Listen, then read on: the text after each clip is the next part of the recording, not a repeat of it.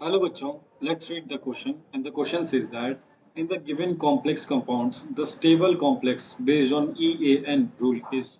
तो हम लोगों को क्या बोल रहा है, हम लोगों को जो भी कॉम्प्लेक्स कंपाउंड दे रखा है इन तीनों में से हम लोगों को बताना है कि इनमें से स्टेबल कॉम्प्लेक्स कौन सा है according to EAN rule. What is EAN rule? EAN rule is effective atomic number rule. ठीक है, ऑप्शन ए में दे रखा है हम लोगों को K4FeCN होल 6। ऑप्शन बी में दे रखा है हम लोगों को CONH3 का होल 5 ClCl2। ऑप्शन सी में दे रखा है NiCO whole 4 and option D में दे रखा है नन ऑफ द अबव। ठीक है, so let's start the question by knowing the key concept first. So the key concept for this particular question will be the EAN rule। EAN rule। अब EAN जो होता है वो stands for EN stands for effective atomic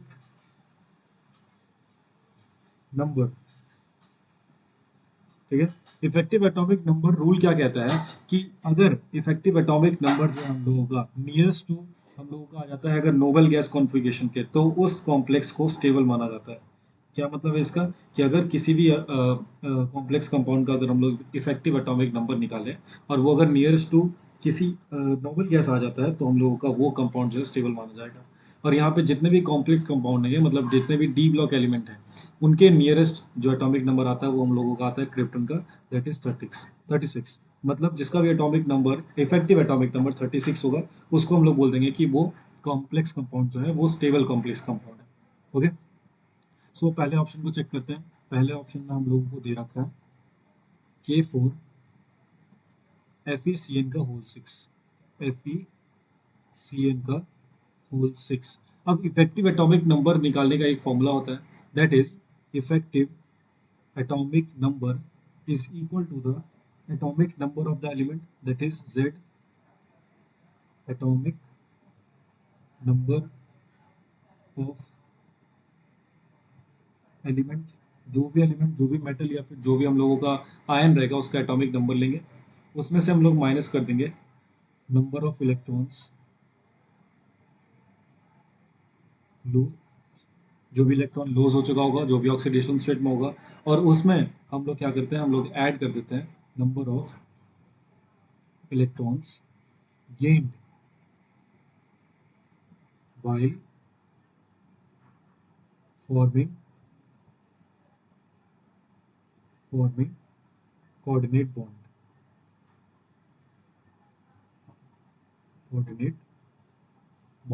तो इस फॉर्मूले के तहत जो है हम लोग अपना इफेक्टिव एटॉमिक नंबर निकालने वाले हैं। तो अगर जो पहला एलिमेंट ले दैट इज K4FeCN6, तो Fe का ऑक्सीडेशन स्टेट क्या होगा, K4 जो है वो +4 ऑक्सीडेशन स्टेट में रहेगा, Cn जो है वो -6 में रहेगा। तो Fe का जो ऑक्सीडेशन स्टेट निकल के आएगा वो हम लोगों का निकल के आएगा +2। तो Fe+2 का अगर हम लोग EAN देखेंगे that is effective atomic number, तो आयरन का एटॉमिक नंबर होता है हम लोगों का 26। उसमें से माइनस कर देंगे क्योंकि दो +2 ऑक्सीडेशन स्टेट में मतलब 2 इलेक्ट्रॉन लॉस कर चुका होगा, और ऐड कर देंगे हम लोग number of electrons gain while forming a coordinate bond. तो क्योंकि यहाँ पे 6 इसका कोऑर्डिनेशन नंबर 6 है मतलब ये 6 कोऑर्डिनेट बॉन्ड बना रहा है, मतलब इसमें 12 जो है वो हम लोग ऐड कर देंगे और ये इक्वल टू आ जाएगा हम लोगों का 36, जो कि क्रिप्टन के एटॉमिक नंबर के बराबर है, मतलब नियरेस्ट नोबेल गैस कॉन्फ़िगरेशन के बराबर है। तो हम लोगों का ये जो है करेक्ट हो जाएगा, मतलब ये स्टेबल कंपाउंड होने वाला है। वहीं अगर ऑप्शन बी दूसरे ऑप्शंस में देखें हम लोग, ऑप्शन बी में, तो ऑप्शन बी में हम लोग को देखा है CONH3 का whole 5 Cl, that is CO cobalt, NH3 का होल 5 एक Cl, और बाहर में हम लोगों को दे रखा है एक Cl2। ठीक है, और अगर इसको हम लोग देखेंगे तो ऑक्सीडेशन स्टेट निकालना पड़ेगा सबसे पहले कोबाल्ट का। अमोनिया का ऑक्सीडेशन स्टेट होता है हम लोगों का 0, क्लोरीन का होता है -2 -1, और बाहर में भी क्लोरीन है, 2 क्लोरीन है इसलिए -2। तो कोबाल्ट का जो ऑक्सीडेशन स्टेट निकल के आएगा वो निकल के आएगा हम लोगों का +3।